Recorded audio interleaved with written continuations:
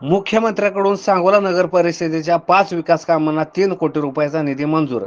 आमदार शहाजीबापू पाटील.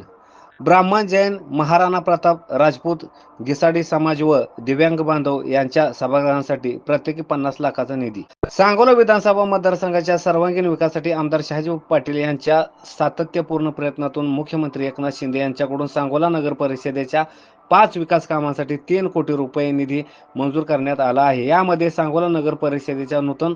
प्रशासकीय इमारतीचे फर्निचर व अंतर्गत कामासाठी 1 कोटी रुपये व तालुक्यातील ब्राह्मण, जैन, महाराणा प्रताप, राजपूत, गिसाडी समाज व दिव्यांग बांधवांसाठी सभागृह बांधकामासाठी प्रत्येक 50 लाख रुपये मंजूर करण्यात आले आहेत, अशी माहिती सांगोला तालुक्याचे लोकप्रिय आमदार शहाजीबापू पाटील यांनी दिली. सांगोला नगर परिषदेच्या नवीन प्रशासकीय इमारतीचे फर्निचर व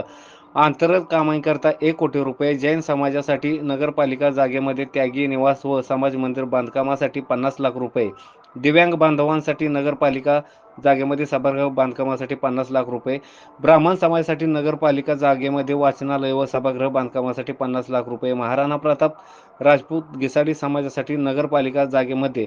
समाज मंदिर बांधकामासाठी 50 लाख रुपये असा एकूण 3 कोटी रुपये निधी मुख्यमंत्री एकनाथ शिंदे यांनी निधी दिला असून आमदार शहाजीबापू पाटील यांच्या मागणी व पाठपुराव्याला मोठे यश मिळाल्याचे समाज बांधवांकडून मुख्यमंत्री एकनाथ शिंदे यांच्या महायुती सरकारचे व आमदार शहाजीबापू पाटील यांचे आभार मानण्यात येत आहेत.